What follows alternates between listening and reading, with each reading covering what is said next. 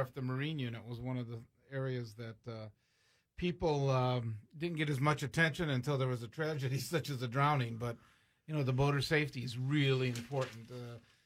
It's not as much training, it seems like, as driving a car and stuff, although it can be just as dangerous if you don't know what you're doing out there. It's real dangerous. And also Pastor Bullitt, yes, Senior. Yes. His service was last week as well. No, his service is the 28th, Saturday. 28th. Okay. Yeah, Saturday. Fasting. Yeah. One of the other areas that, to touch on real quick is on a national level is what President Trump's doing with Russia. It seems like he tries to, you can tell that his staff finally gets to him when he's reading the apology or the walk back, I guess, and he's reading from it, and he still can't completely go with the words in front of him in this, but also now he's doubled down and he's asked Putin to come back for a second summit in the United States and walk into the White House, which is, just seems crazy for what's going on. All the presidents, you hate them, it was dislike and it was like, but from a unanimous standpoint, all was against Russia. Yeah. Okay. Everybody recognized them as the common foe. Oh, okay. But Mr. Trump, he thinks he can cut deals with him, think the art of the deal. And you ever watch how Putin walked that arm? He's a KGB.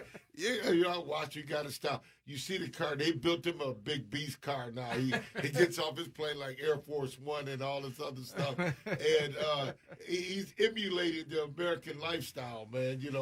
And he hates it so much, but he's emulating it. And they build it up.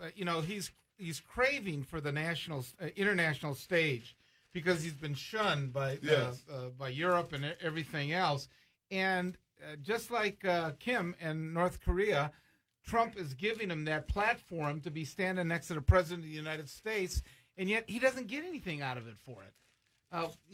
Here he is going ahead and giving platitudes to Putin. And in fact, he does it off the top of his head. When he's willing, he said, maybe we should have a joint investigation. And and Putin wants to investigate some of the former ambassador that was under Obama. Anything with Obama, Trump was listening to it. So finally he got back here, and people said, "Are you crazy? What are you doing?" But Bob, what's interesting, Bob, you look at Markle, Trudeau. What's the lady from Great Britain? May. Yeah, they're all progressives. No, not May. She's in that Brexit stuff or Brexit stuff. But Donald Trump was trying to kill them off, and he's lining himself more with China, the dictator, North Korea's dictator, Putin, and those guys. And he loves strongmen. He loves strongmen. He loves those guys. And if they could get rid of the press and things like that. And how he got sucked in is that Putin controls his own media.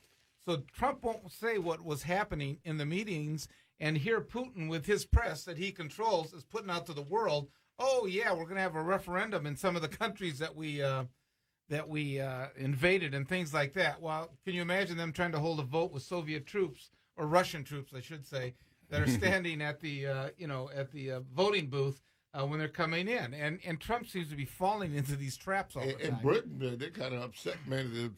Yeah. If you see it, I told somebody yesterday on my radio show, if you see somebody with a cloth, that's Putin, because they're going to put it in, you're going to die. That's how North Korea is. That's how Kim Jong's brother got killed. The ladies walked up with a cloth, did it to his face, about 20 minutes later, he was dead. Yeah, and Putin. Beware of the cloth. Putin did it with some of the spies or journalists that he disagreed with in England. In Britain, wherever they sit, somehow they get exposed to some of them the toxic drugs or something, Yeah. Well, a couple other quick things. I see today that the Free Press has endorsed Callie and Gretchen Whitmer for governor in their different primaries.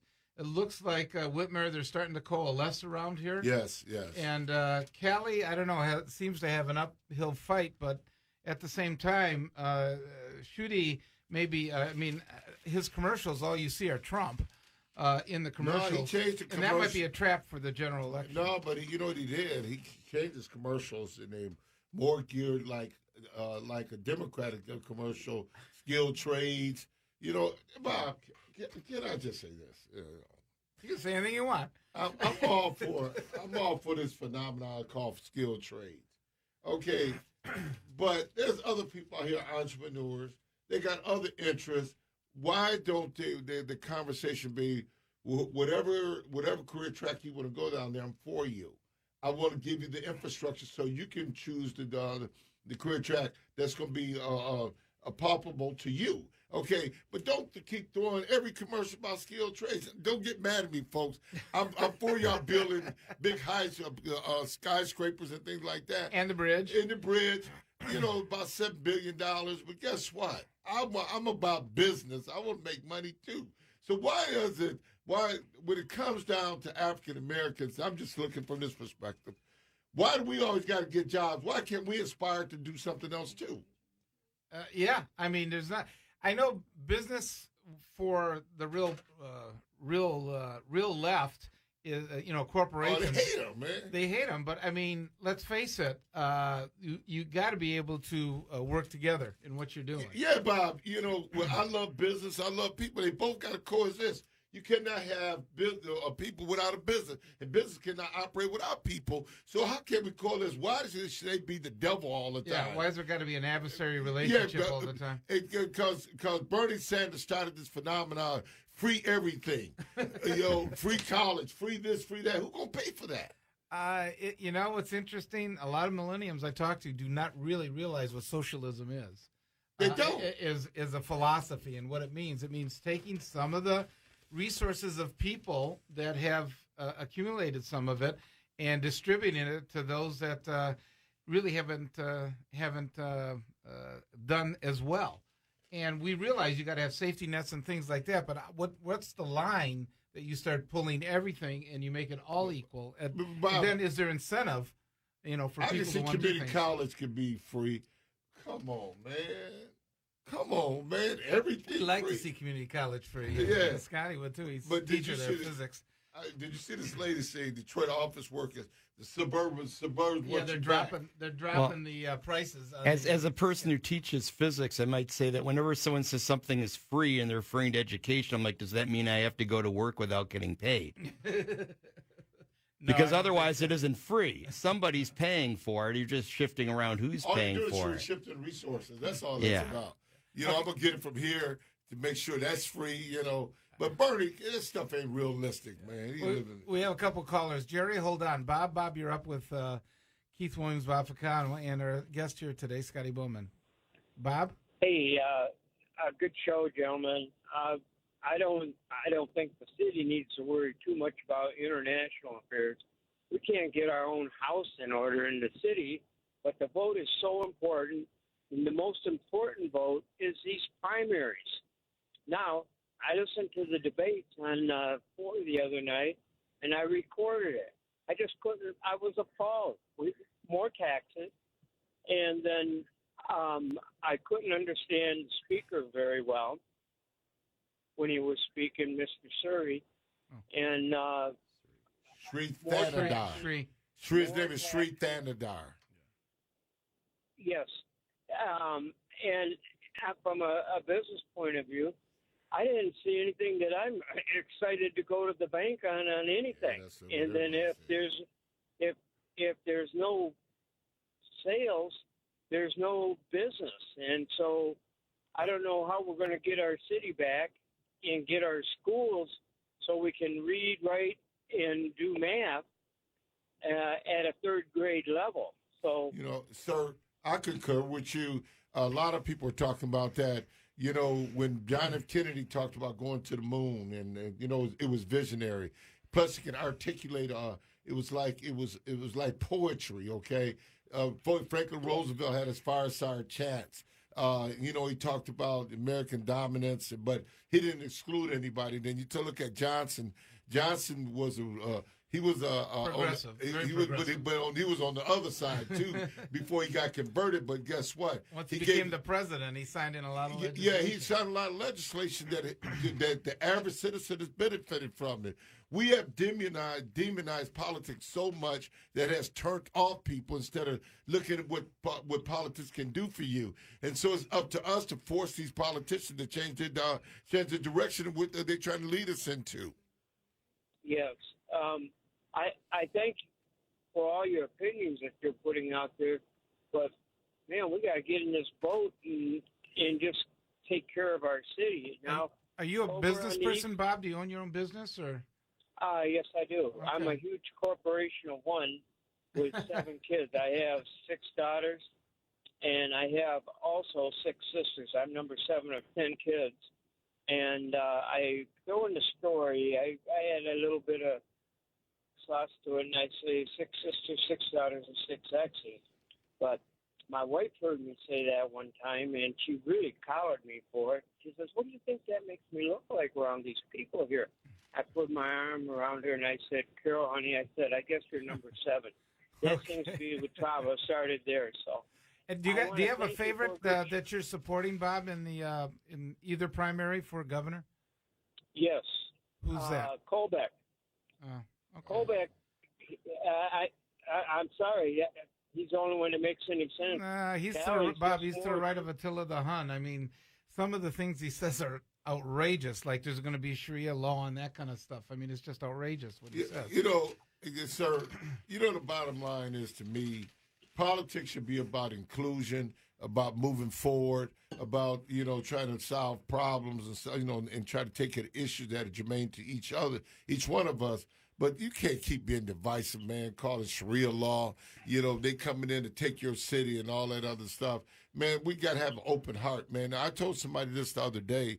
The heart business is hard work. Heart business shouldn't be hard work. Okay, and so that's what Colbeck needs to look at. He needs to look a little bit to God and some kindness in the spirit. Well, the kindness of the spirit I haven't seen in any of these guys. And the young lady there, I didn't think she got a fair shake the other night.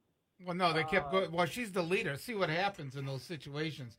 When you're the perceived leader, everybody goes after you, and they pound on you. That's a natural thing that just starts to happen. Bob, we got several callers here. Go ahead. I'll continue listening. I listen to your show all the time I'm on the road here. So okay. Well, thank you very much. We appreciate it. Appreciate it, Bob. Yeah. Okay, Scott. Thanks, Scotty. Well, when we're on the topic of primaries, I just wanted to throw in there that this is the first time in decades that we've actually had 3 primaries to vote in on the ballot, not just 2. Because now, not only do you have the Democratic Party and the Republican Party, you also have the Libertarian Party. So you have 3 parties in the primaries, and they are starting to actually get some news media, though a lot of people have already voted, of course, because of absentee ballots. That have gone out, yeah. Okay, right before we go to break, Jerry, you're on with Bob Ficano and Keith Williams and Scotty Boman with our panel here. Thank you. Good morning to you, Mr. Robert Ficano. Good morning to you, Mr. Keith Williams, and good morning to your distinguished guests. Gentlemen, yesterday it touched my heart about something happened in our backyard. An Army veteran sitting in a front porch with his family, doesn't mind nobody's business, and here is 2 men come in with the guns, rob that American hero, I could call him. He served the country, and robbed him with his jewelry and took everything from him. I mean, to me, this is very sad. Sitting in his front porch, try to enjoy life. So, gentlemen, the question I want to raise it over here. When those 2 men came, don't you think they terrorized this citizen in his own area? What I try to say, could we treat those robberies as domestic terrorism and let the law, and we create some bills that any person invade your privacy or home break-in or robbery in your area should be considered as domestic terrorism. So I would love to hear your answer, gentlemen. There has been under some of the federal laws, things that are considered domestic terrorism. For example, Timothy McVeigh, I forget his name, the one who actually McVeigh, who Oklahoma that blew it up and things like that. So there are statutes that cover that. Obviously, foreign individuals get much more attention because it's easier to identify by the news media what is, to try to link it to terrorism. And sometimes they jump the gun and they automatically say it's terrorism. But, sir, but let me just say this to you, Guy. Yeah, excuse me, gentlemen. Lately, in metropolitan Detroit, we see a lot of those incidents happening every day. You know, sir, the fact of the matter is I get your point, but when you got lack of resources, lack of education, and all this other stuff, you're going to get that kind of stuff. And secondly, that we need to really have a discussion about the Detroit. There are two Detroits. Downtown, they get all the protection in the world. Yeah. You know, in the neighborhoods, you barely see a cop car going through the neighborhood. So we need to discuss Jerry, you raised an interesting question. We got to go to break. Thanks for calling in. We appreciate it. Dita, hold on. You're going to be on right after the break.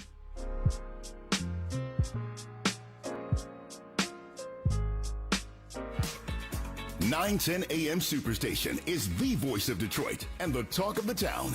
Weekdays, weeknights, weekends, and everything in between. If you want national topics, we have it.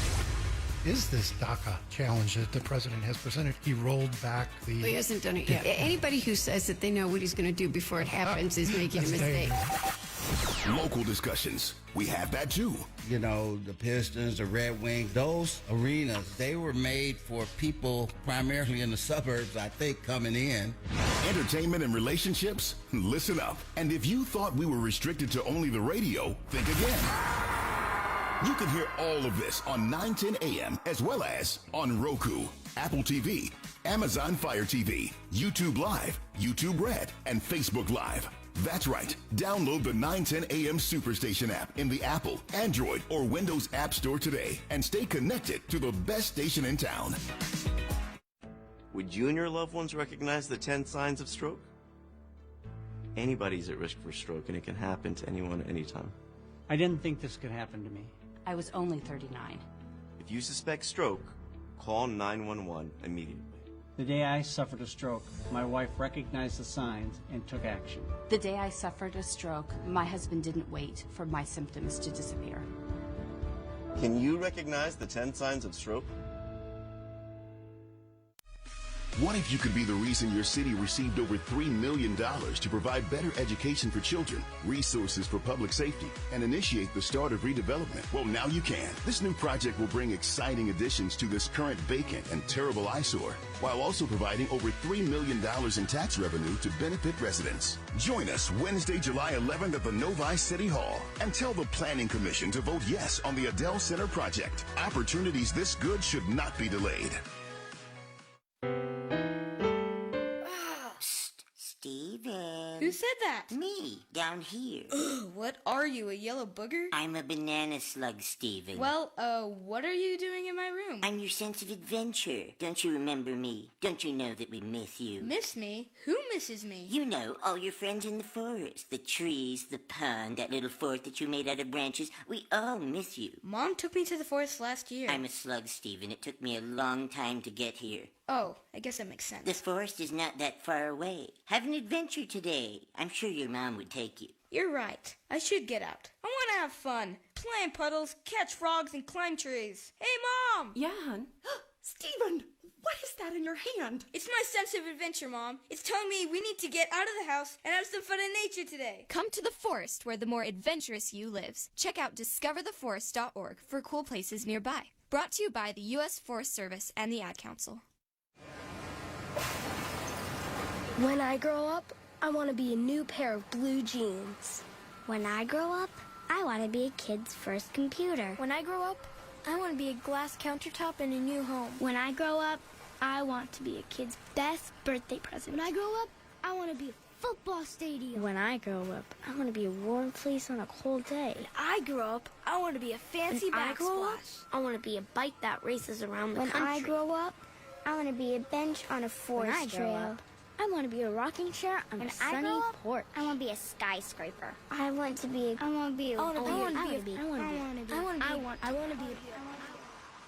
When I grow up, I don't want to be a piece of garbage.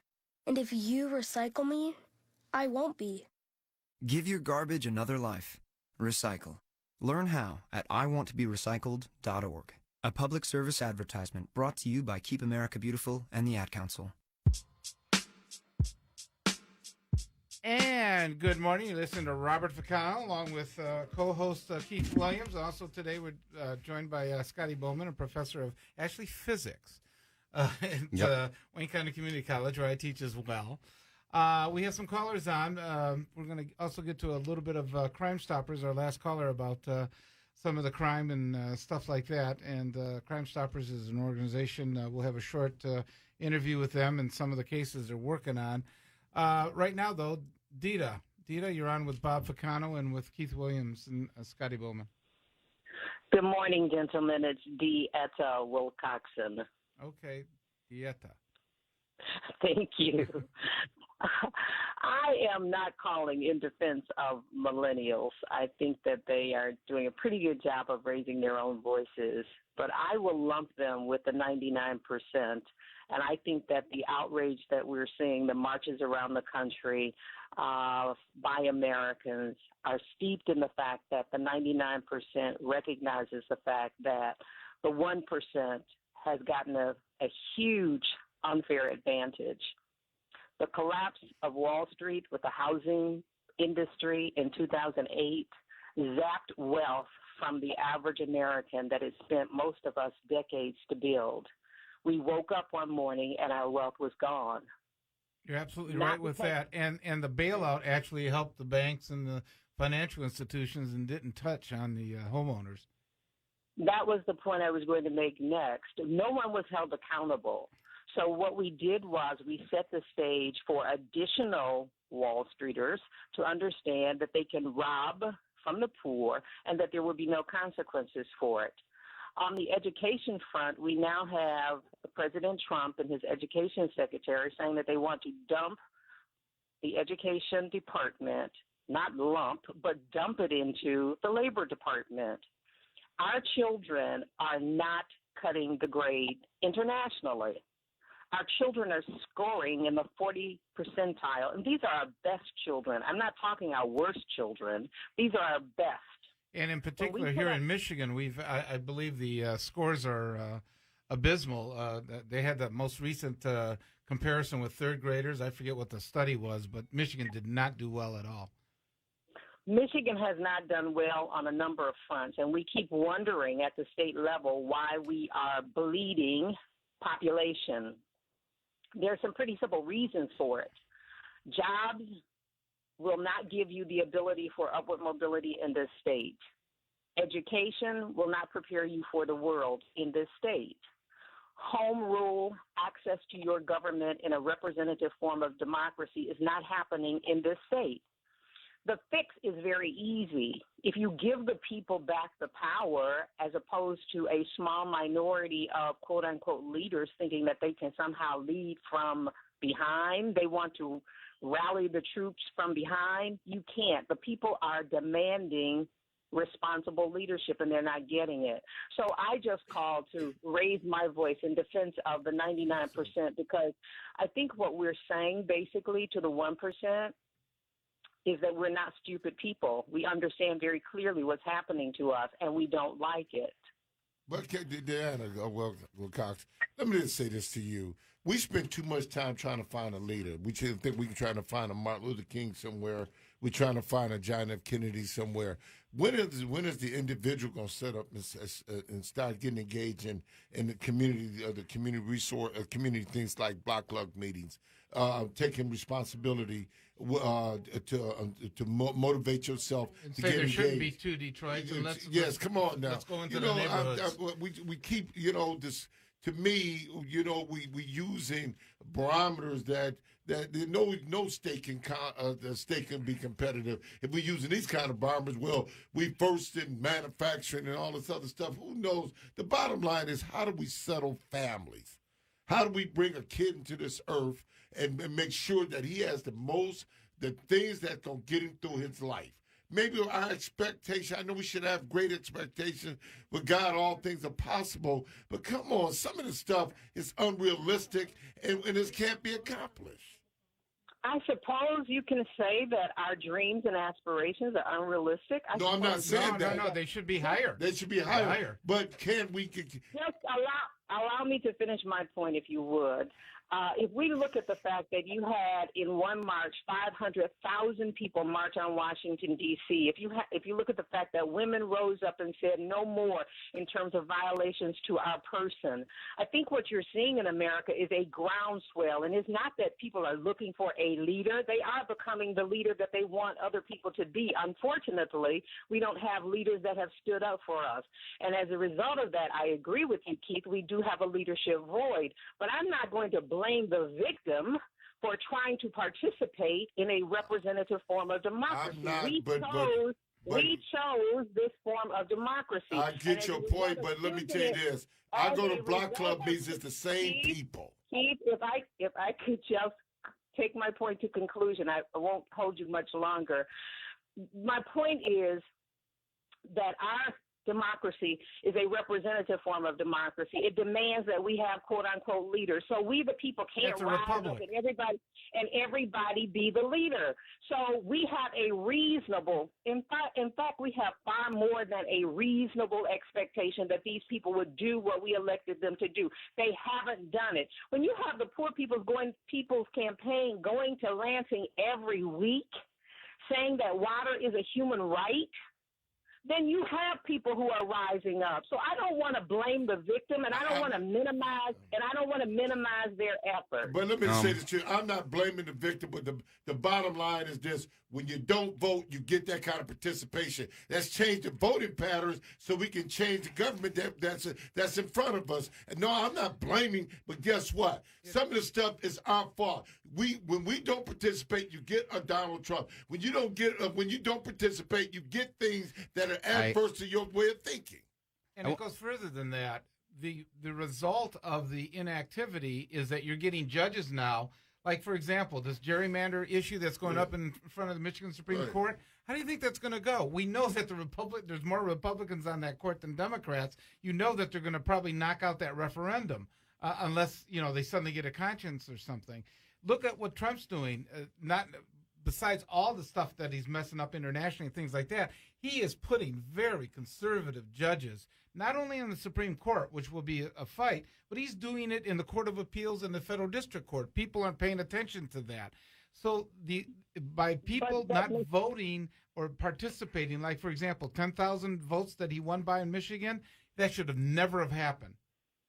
Yeah, Mr. Ficano, you and I both know that from a jurisprudence perspective, when a person is named to the U.S. Supreme Court, and history bears me out, that we never know what the voting record of those jurists is going to be until they're actually on the bench. Oftentimes, we put people who are supposed to be ultra-conservative on the court, and they have liberal leanings throughout their tenure on the court.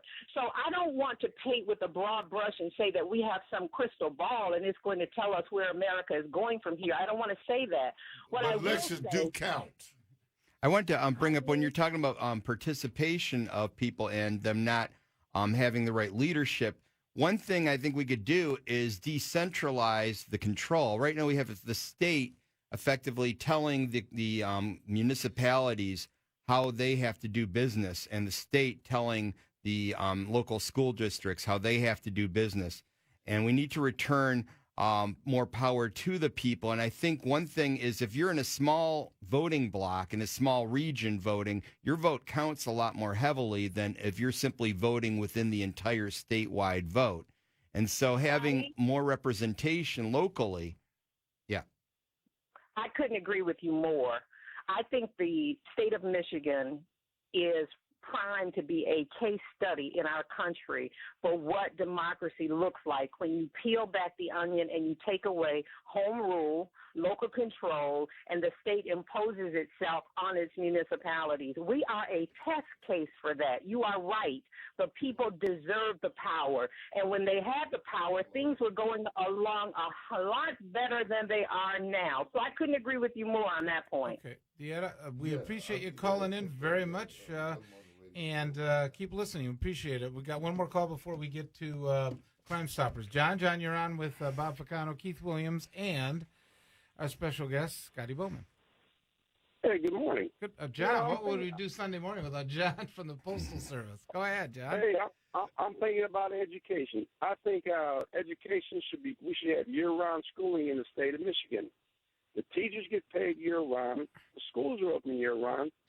And the kids, when they come back to school from June to August, the first 45 days they get is regurgitating the stuff they learned last year. Year-round schooling is the way I got to say. We have to have. There's a lot of countries that do that.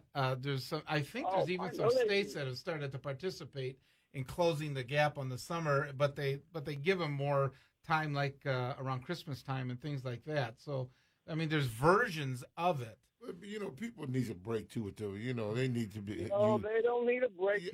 John, you get a break every day, man. I don't get a break every day. Hey, okay. I want to ask about the 2D. Yeah, let me say this to you. The mind has to rest sometime.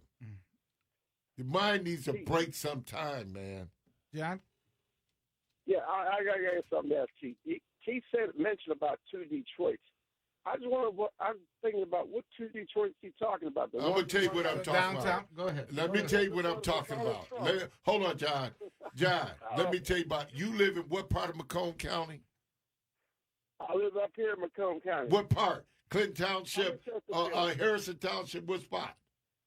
I'm in Chesterfield. Well, you way up there then, okay? So you wouldn't have a clue. I'm going to ask you a question. Where's Chalfonte at? Where's Chalfonte at? Where's Chalfonte? Oh, Fonte. Chalfont. Where's Chalfont? Where's the street Chalfont located? Street in Detroit. It's a street in Detroit. I'm trying to ask him. Oh, okay. The point is that I see it. I drive down Wyoming. I drive down Myers. I drive down Finkel to 96, and I see.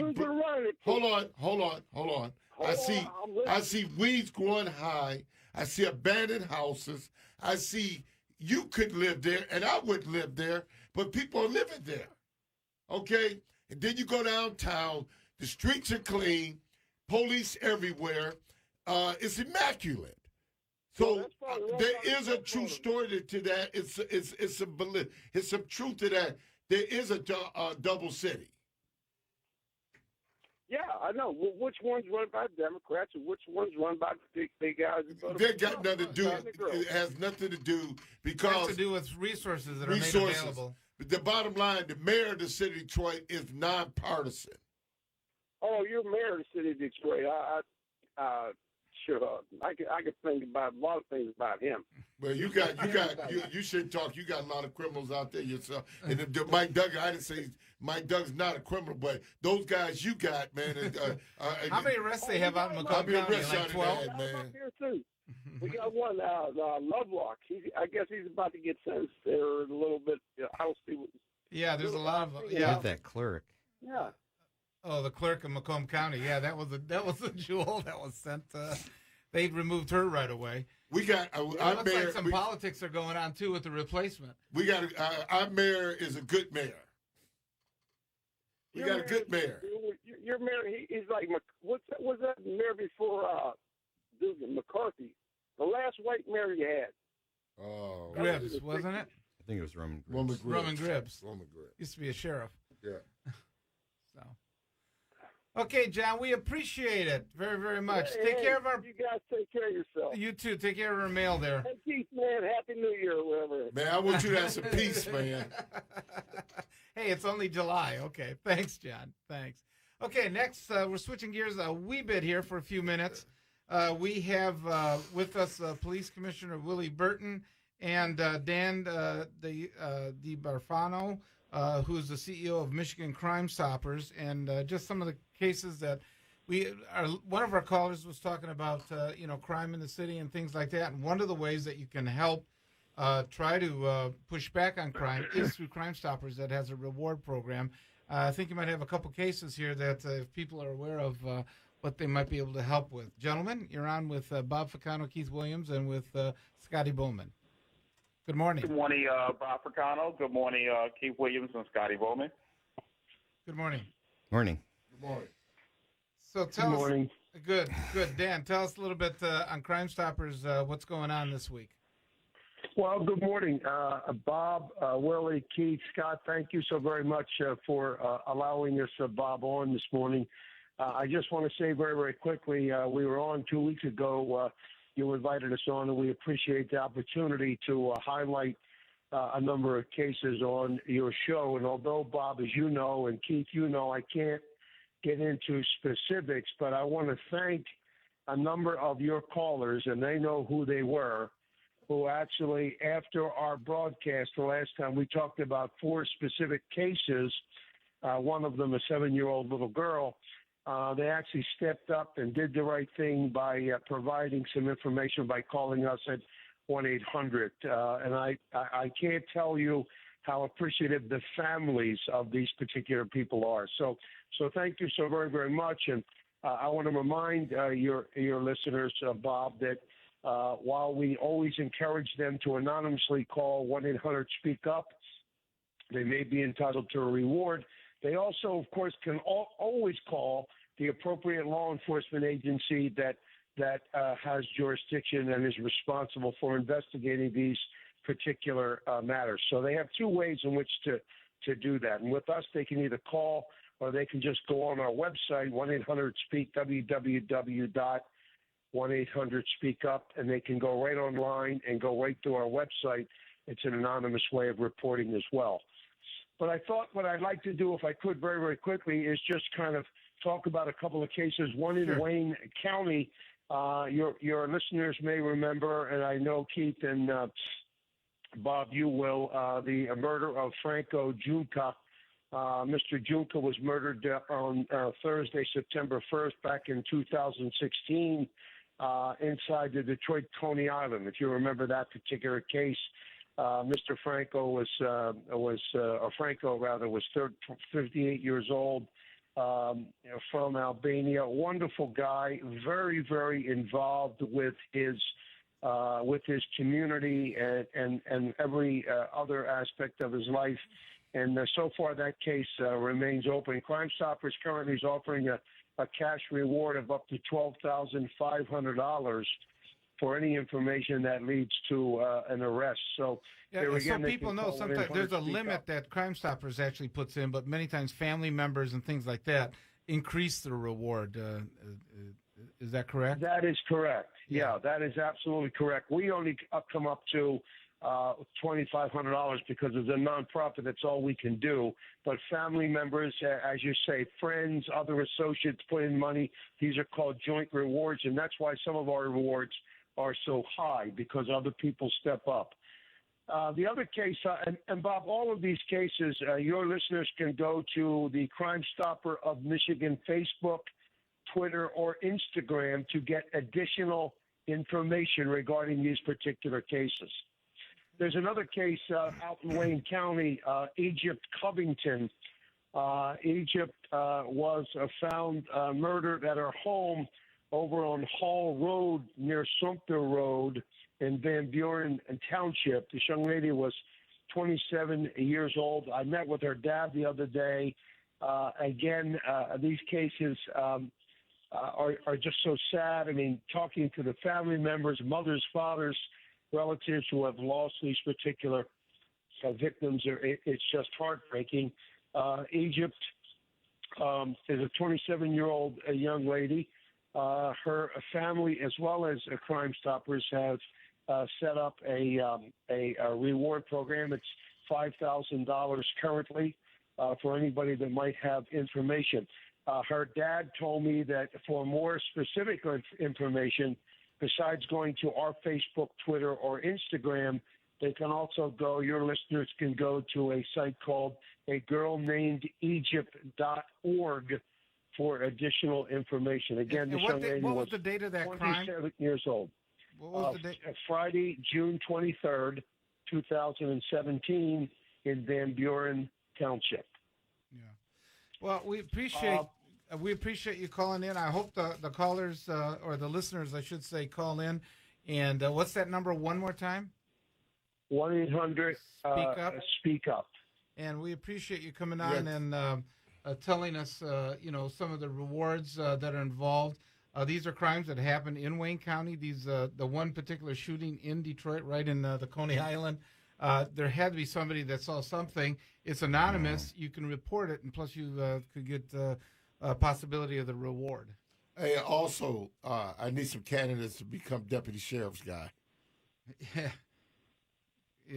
Candidate, all law enforcement is hurting, and especially we need candidates, guys. Candidates to put them in. I can tell that it's interesting. I teach at Wayne County Community College, both on the correction side and the law enforcement side. And for some reason, there's students lining up for the correction side, but there's a downturn in the number lining up for law enforcement. Now, some of that might be the media and the perception that they have with police and things like that it probably helped drive it down. I'm out, man. I'm trying. I know. Keith, we know you are, and you got to just keep on going with it. We need good law enforcement people to keep us all safe. As a matter of fact, I don't know if you guys saw the paper this morning, but the Farmington Hills Police Department and the Troy Police Department are now engaging dog walkers to help them pay attention to their neighborhoods and report crime or at least suspicious activity. Happened to be on the Detroit News this morning. Okay, that's interesting. Well, Dan, thanks for calling in and letting us know about that. And in the next couple of weeks, we'll probably have you on again for some other, crimes that see what could be solved. A couple of weeks ago, resulted in some of the situation for the little 7-year-old. Willie, you still with us, Willie? Yeah. Okay. Now, the next thing we're talking about directly involves the police commissioners and the primary that's coming up, voting August 7th about civilian oversight of the Detroit Police Department and whether they should eliminate the police commission. It would go back to the old way of having the mayor, in essence, become the direct appointee of the police department. Go ahead. Yeah, I wanted to clarify. The vote is directly on whether or not to pretty much open the charter for a complete rewrite. And my emphasis is that rewrite could and probably would include the removal of the elected police commissioners, but it is not a direct vote on that. And so my fear is that by opening this thing up for revision in a climate where we don't even necessarily know who the people writing the new charter will be, that could be the outcome. Well, if this vote successfully goes through in the primary, then they'd have to elect charter commissioners, wouldn't they? Right, and the people already got their paperwork in, so 9 out of the 15 people who put in their paperwork would already automatically be in office. They automatically would be in if they vote and approve? 9 out, the majority of the people.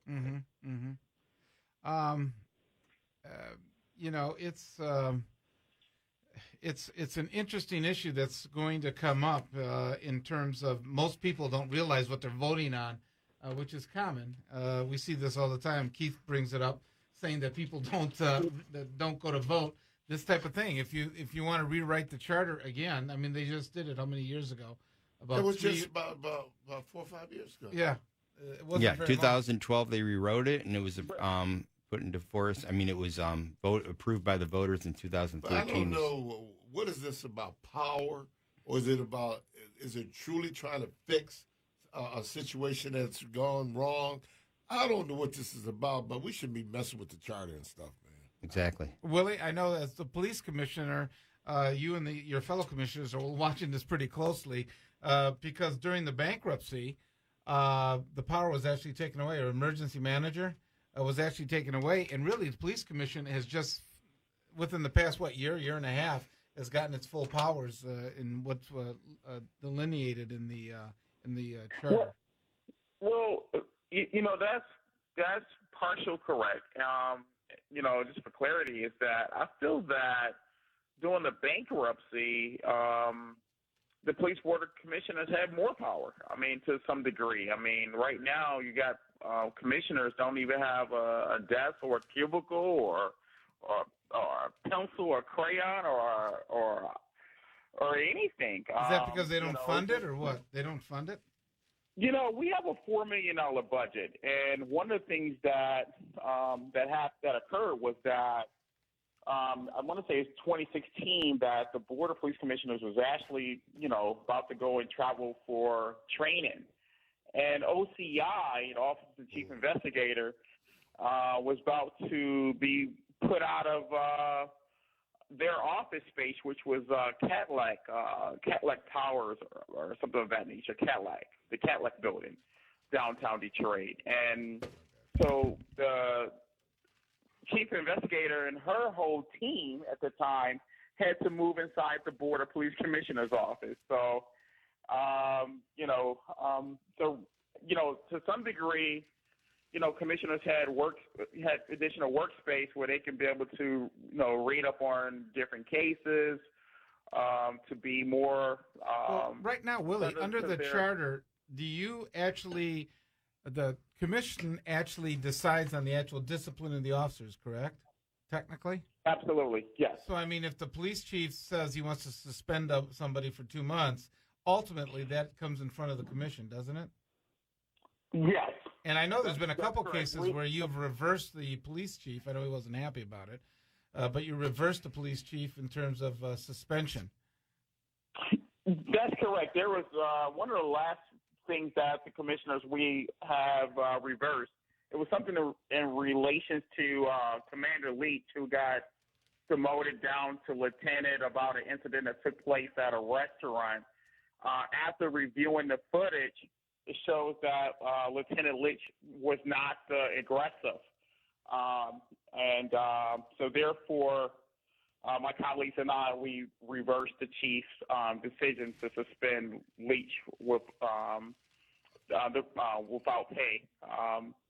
So we reversed that. That was the most recent reversal. Who actually negotiates with the unions? The mayor does, doesn't he? Yes. Okay. Is there a concern that if the charter revision goes through, that the police commission will just be eliminated? Absolutely. And that's the fear right now in the community, because they feel like with the new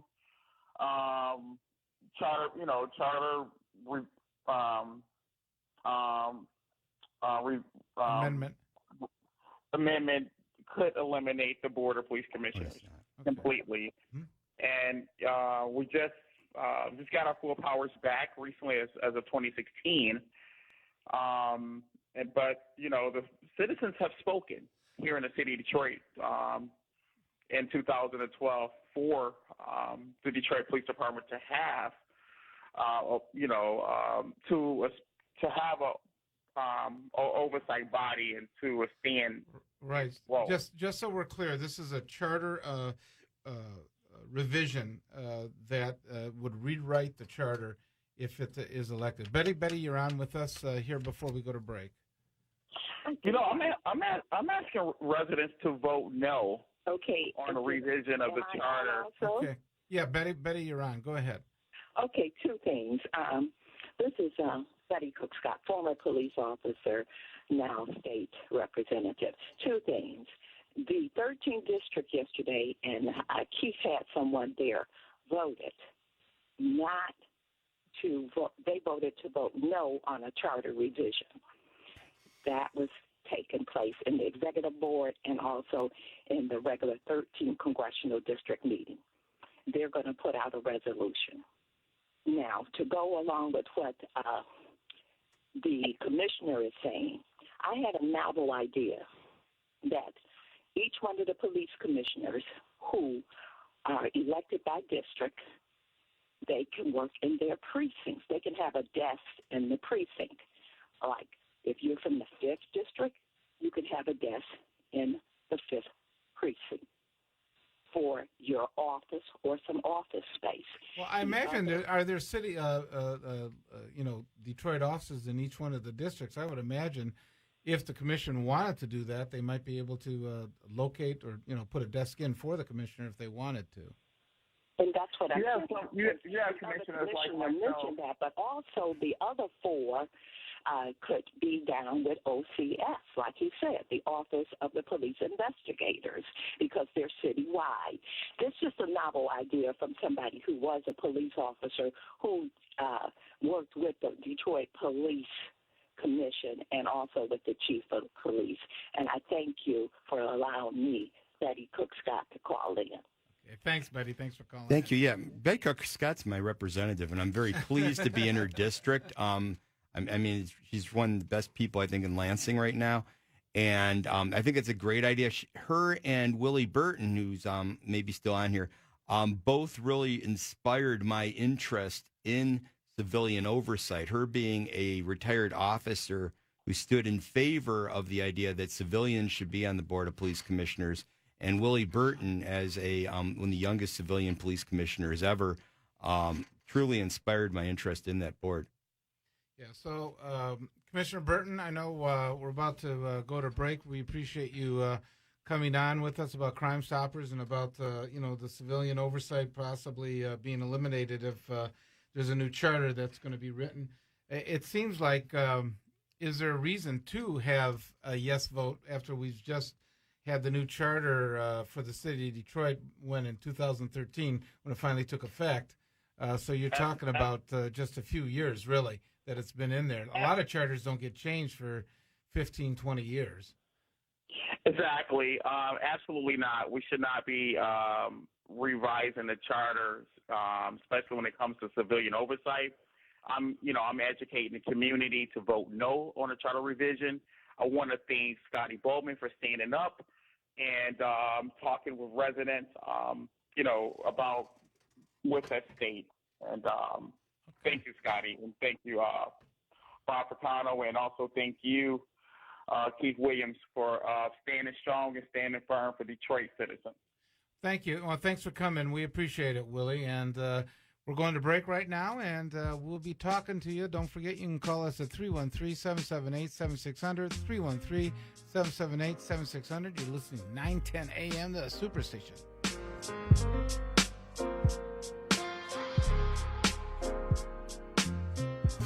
This is Reverend Sharpton, and on the last Keeping It Real with Reverend Al Sharpton, I had an hour meeting conversation with Michael Cohen this morning. He made it very clear that he is going to do what he feels is right for his family and the country.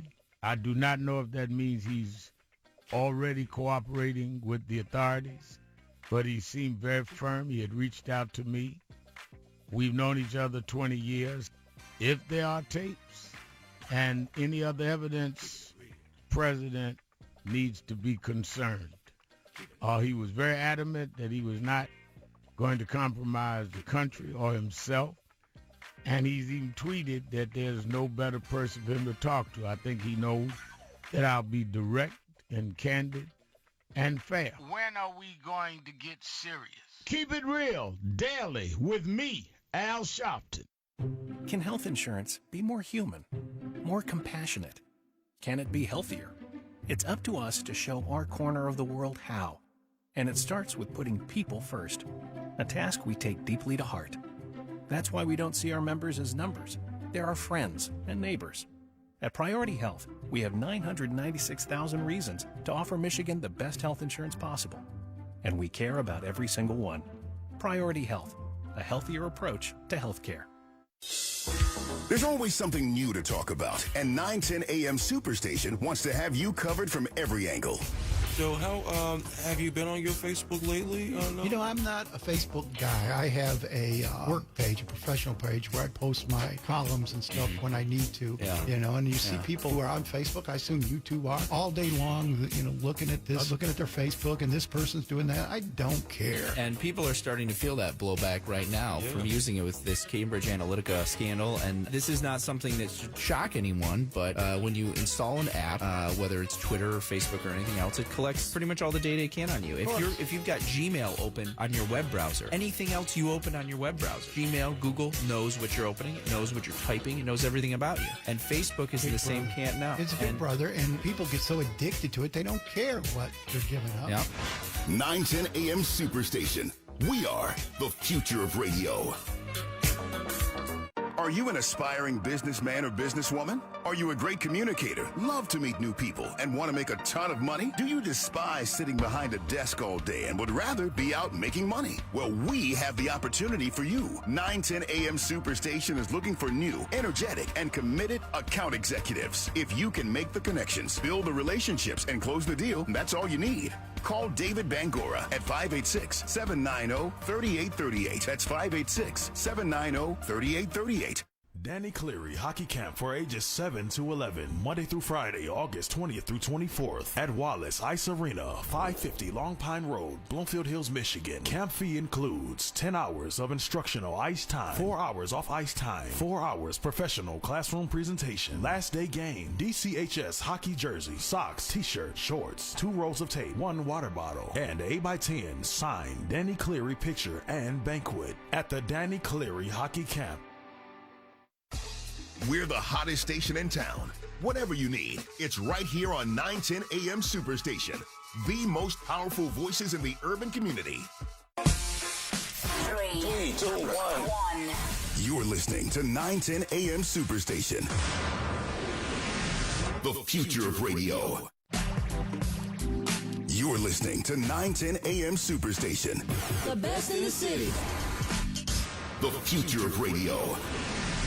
WFDF Farmington Hills, Detroit, 910 AM Superstation, a division of Adele Media. Good morning. You're listening to Robert Ficano here on 910 AM Superstation. And you can call us at 313-778-7600, along with Keith Williams, my co-host, and with today, Scotty Boman, who is talking about the actual vote on the charter revision that's coming up on August the 7th. There's a couple other issues that are starting to ricochet around, Keith. One is Belle Isle. They're asking that they be able to run the Grand Prix there again. They had been paying, I think, $20,000 or $30,000. They've bumped it up to $300,000. It's become a little bit of an issue with the 13th district race, where the candidates are in this. And, you raised the point, we were off air and saying, there's so many candidates that are out there running. Why don't any of them first get a job and see what it's like to meet a payroll and some of the everybody's running, man. Bob, everybody's running for office. And do you know why you're running? Do you have a vision for what you're getting ready to try to get accomplished? And do you understand about what you're about to get into? Okay. People just see the campaign. Yes. And then they don't see the actual governing part, which is hard to do. Hold on. My seat. It's my seat. It's my district and all that other stuff. But, when I was the county commissioner, man, I know I was an asshole when I first started. Okay? Be careful. Okay, but I got to learn about the understanding how government worked. And I was pretty good at it, okay? I started to learn. We got a lot of money into your district because you knew how to do it. Yes. But these guys, Bob, this is what I said yesterday. If I was a state rep and I'm in a minority in the legislative process. Democrats are in a minority. I'm going to find me some moderate Republicans. Some moderate Republicans I can do business with. And we can become the majority. Yeah. Okay? You get some Democrats, some progressive, some pragmatic Democrats, and some pragmatic Republicans, and you can govern. Okay, these guys are all I hear, Bob, at these district meetings. I'm fighting up there. I'm fighting and all that. Fighting for what? Because all it does is drive the wedge even further, right. And people aren't going to work together. We have this line in the caucus vote that's always going to be standing there. Instead, you got people that really, really want to work together and make a difference. You don't see it on the national level. You don't see it at the state legislature. And it really drives policy into the ground. There is no good policy because people won't work together. At first, you were the Antichrist, man, Hey, Scott, he was the Antichrist. I was fighting all the time. But guess what? He's talking when I was county executive and he was county commissioner. Hey, but let me say this to you. When they talk about demolition, we did 50 demolition homes in my district before it was even thought of or talked about. We did some good work. But guess what? We got excommunicated. But I'm just saying, you got to find a coalition you can work with to do some good, man. You know what I'm saying? And we ain't going to always agree. When I got elected, man, Bob, I went to Boyke's district. I want to see their politics and how their politics work. You can get a greater understanding when you're at the table. Why they're saying something, yes. What they're saying, what things are going to... Yes. Spend some time in somebody else's district other than yours. Yeah.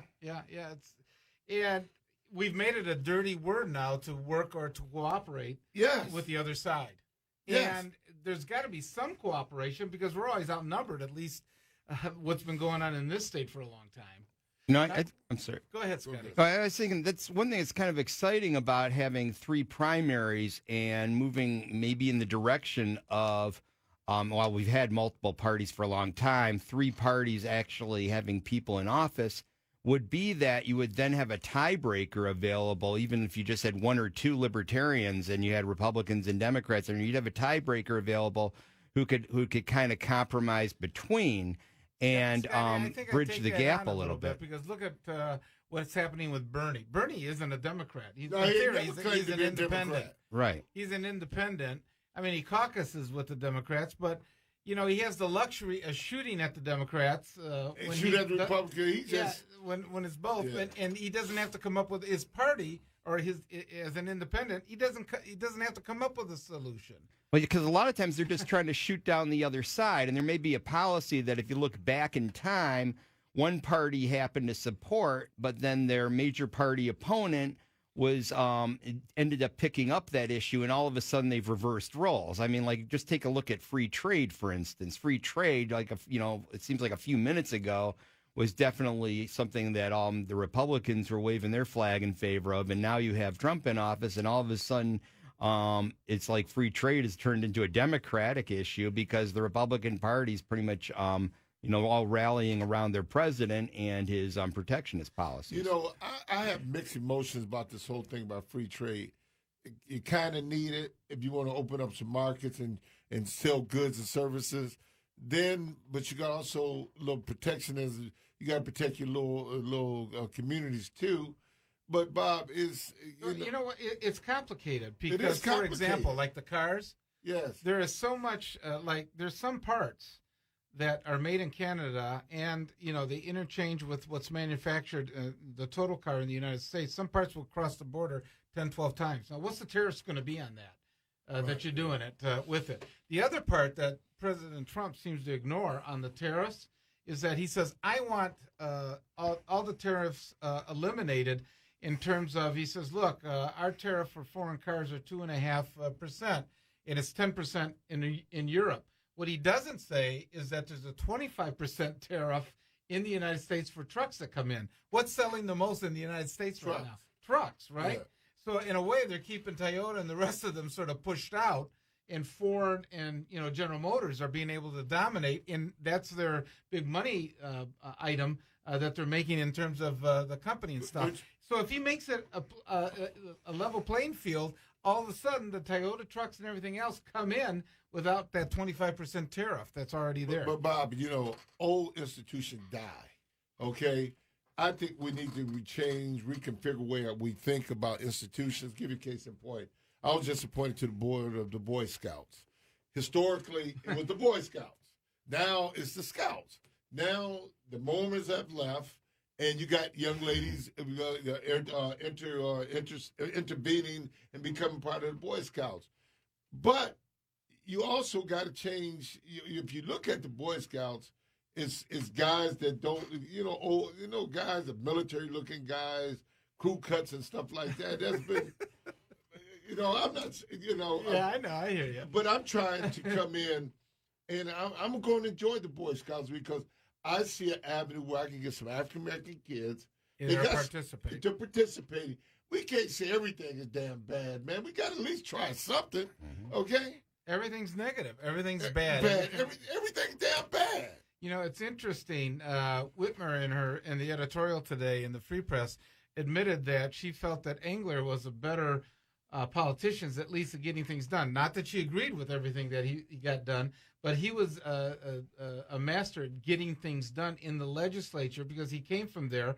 And she said he was better at being able to get things through legislation than either Granholm or Snyder, which is interesting. He's the guy that created gerrymandering the party. He took it to another level because remember how he got there? He knocked off those 2 senators, and he came with that divisive politics too.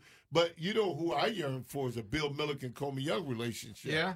Those guys got things done. Yes. And it was not a hateful thing. I'm against you. You guys don't know what you're talking about. They got things done for the communities, man. I miss Bill Milliken. And a testament to Bill Milliken when he went to Comey Young's funeral and spoke at his funeral at Greater Grace, talking about he was a gentleman. But L. Brooks Patterson would make you think he was the Antichrist, a demon, man. Yeah, that's all part of it. Yeah, but Bob, we got to change the civility. We keep saying that, Scotty. We keep saying about civility, but guess what? We got to practice it. We don't practice it. That's one of the problems. If you want to join in on us, 313-778-7600, 313-778-7600. Scotty, do you think that there's a need for us to be more civil in our discourse here in politics? Oh, absolutely. Because what happens is, again, you get this polarization where if it's just on my side or your side, and whatever, you know, I mean, kind of, you see Trump doing it, but it's not just him. I see it with, actually, I see it with Democrats doing it sometimes too, where automatically, as soon as the Republicans for it, the Democrats against it. As soon as the Democrats for it, the Republicans against it. And so, like, you know, for instance, nationally, we see Trump saying, oh, Obama was in favor of that? Okay, I'm against it. And, you know, without looking at the details of the policy itself. Giving that the ambassador over to Russia because he was Obama's ambassador. A good case in point, to your point, today before I came in here, there's a town in North Carolina. The new EPA director was a lobbyist for the coal industry. And the ash that comes from from that product is seeped into the waters now. And this, I heard about that. Yeah, and the young lady, she said she bought this property because of the peace, the quietness. She can get her kid educated and all this stuff now. She's got third stage cancer. You know what I'm saying? And the EPA, so Donald Trump is reversing all these EPA rules that Barack Obama put in place. And that, guess what? It can destroy people's lives, man. You know, anything Obama do is bad, like you said. Anything, you know, come on. Maybe it was a reason for it. Yeah, there is a lot of posturing that goes on, and you know, one of the things what's real interesting is that one of the challenge. It's in the New York Times, I believe, today. They say that the new left is starting to really challenge and to make. Is it going to change the Democratic Party? People like you and I, Keith, might not be maybe we got to form our own party at this point, but. You know, sometimes I don't recognize our own party. I'll be truthful in some of the things I see, but part of it is they're saying that, you know, the woman that won in New York, with that, in fact, she's campaigning here in Michigan for one of the gubernatorial candidates, and there's this push. Is it going to be an extreme left that's going to take over the party? And the New York Times article is saying that it's definitely for the Democrats, like the Republicans are going extreme right. The Democrats are going extreme left. So we should find a middle party, okay? And because man, Bob, I don't want you to keep saying, but telling me about $50 an hour. I get that, but somebody got to produce the income so you can get that $15 an hour. And I'm a Democrat. I believe in, you know, social justice. I believe in clean air. I believe in all the things that the progressives are talking about. But I also love money, too, a little bit, okay? Yeah. Well, that's why, like, having more parties, I think, provides a broader spectrum instead of these two polar perceived opposites. Yeah, that's hard, though. It's hard. Tom, you're on with us here at Bob Ficano, Keith Williams, and our guest, Scotty Boman. Hello, I'd like to change the subject just a little. I got a notice from the Detroit Water Department that they're going to start charging for storm runoff. Oh, yeah. Go to the Council Baptist pastors and talk to them, man. Yeah, it is a big issue. It's a big issue, man. Do you own a business? No, I have a house in Belleville, a house in the city, and I got that notice, and I'm just wondering, are other suburbs, are they going to start paying the same thing? Or I don't know if they are. I know that it's an issue in the city of Detroit. It's a big issue because I've with the had a church. couple clients that were business owners, and the bills were astronomical because they were going back 5-10 years on the storm runoff and saying that you owe it. And things like that, and some of the businesses said, "I'll just close up. I can't, I'm not going to pay. I can't afford to pay this bill." Just imagine closing up churches. Yeah, churches are another one. Oh because man, what's exempt about churches is that businesses pay taxes and stuff. Property taxes. Churches are nonprofits, so they are exempt, but they are not exempt from the water bills. Man, they tell what they want you to do, sir. They want you to have gravel parking lots. Dirt parking lots, so the water can seep into the dirt parking lots. But so, from an aesthetic standpoint, it's horrible. But guess what? Your car's getting messed up and all that other stuff. Well, and not only that, I mean, if it rains real hard or the mud and everything else, it's just not going to work. It's a hidden tax. I understand the need for that infrastructure, but how has it been paid for up to now? And besides, my street floods most of the time. I don't get any drainage on Hayden. So, I'm wondering, how is it, I understand the need for it, but that cost needs to be spread out, somehow. You can't just, I'll pay for my water and sewerage, but, when the rain falls, I got to pay for that too. Tom, there's actually a class action suit that has been started against the Detroit Water Department on this runoff. And I've actually had a couple clients that we've gone in and looked at the cost of the runoff and things like that. Now, the person in charge of the water department at times they'll cut a deal in terms of trying to reduce down to get you to pay something and things like that. If it's residential, I'm not sure how much it is. I know for churches and businesses, it's an astronomical amount of money on these runoffs. Man, and then on top of it, I've got a problem with the water department now by adding some taxes from another era that I had nothing to do with it. They put it on my tax bill. Okay. Besides the runoff? No, not the runoff, but the taxes. They're running you out, man. The small business guy can't survive, man. From Bob, just to think about it. Interest and penalties. They eliminated that with residential, but the commercial. No, they didn't. No, with the commercial business, man, you may owe $7,000 in taxes, but they give you another $8,000 in penalty and interest. Yeah. So it becomes impossible almost. I had a couple business clients that said, if I got to pay the full runoff from the past 10 years, I can't stay in business. I'm not going to do it. Bob, I don't want to lose my property, man. Yeah. Eric is trying to work with us, but man, the interest and penalties on commercial. I do believe, I'm a businessman, and I want to exercise my free will too. But guess what? To pay that kind of stuff, man, you get, Bob, I got a commercial building, runoff water, plus the high taxes and stuff, man. Well, the other question is, you have other commercial buildings like skyscrapers. Okay, they're tall. How about the runoff there? But they can't calculate it. So if you happen to have a building and you have parking around you, a flat a parking space, you're going to be charged for it. Well, what about the skyscrapers? How do you compensate for that? Because the water hits that and it runs off into the sewer system. Tom, go ahead. Are there any groups you could direct me to that? I tell you what. The Council Baptist pastors, D.R.A.C.O, Coleman, they are livid about this, man. Because they're gonna put some churches out of business. Yeah, in fact, Mayor Duggan had to go in front of them for his reelection and said that he was going to, deal with it, but I don't know if he has so far. I'm sorry. Go ahead, Tom. It's a strain on the residents too.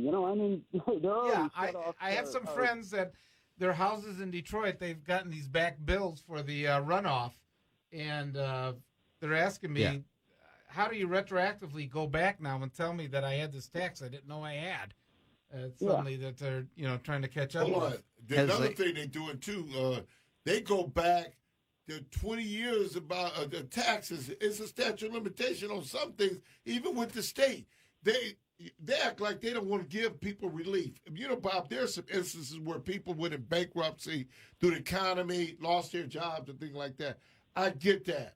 But guess what? Are we into solving problems, or are the burden? Are you shipping all the burdens on the middle class and people that don't have the wherewithal of some people that got wherewithal? Yeah. To me, it's just another. They keep shaving on the top, and it all seems to show up at the bottom. You know what I mean? The residents, and a lot of the small businesses don't get the same tax breaks. So think about it. If you got a large development, you're getting the tax break from the city, saying you don't have to pay the taxes. So somebody's going to pick up some of that cost. I'm not saying they can pick up all of it in the other parts of Detroit, but that's basically how you do it. But I get, Bob. So you gonna tell me I'm cutting taxes? That's a shoot. My friend. Shooting. I'm cutting taxes, but guess what? What's $500 gonna do for me for a whole year? Well, not only that, he says, Bill Schuette says he's going to cut taxes, and at the same time, here you have infrastructure, roads, and things like that. So what's it going to be? The country's falling apart, but cut more taxes. Right. Yeah. Guys, I got to go. Thank you. Okay, thanks, Tom. In fact, we got to go to break here. We're running past a little bit. Appreciate it. Call us at 313-778-7600, 313-778-7600.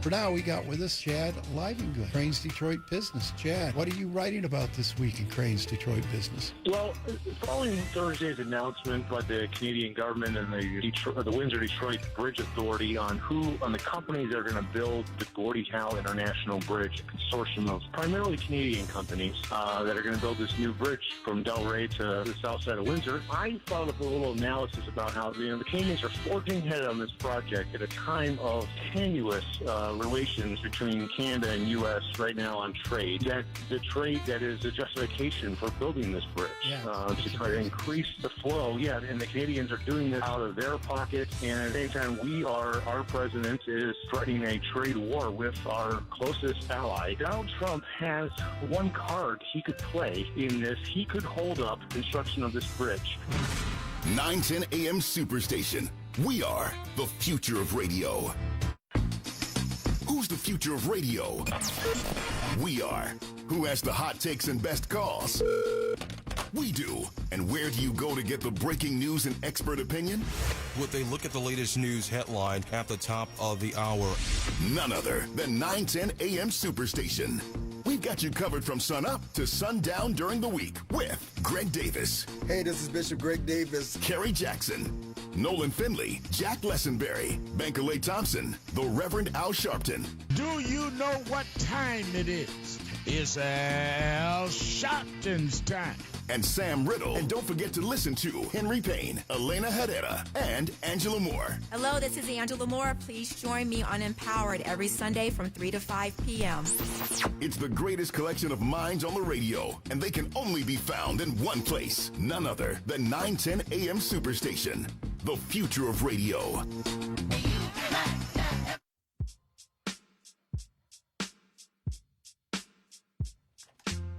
And good morning. You're listening to Robert Ficano here on 910 AM Superstation with co-host Keith Williams and our special guest here today, Scotty Boman.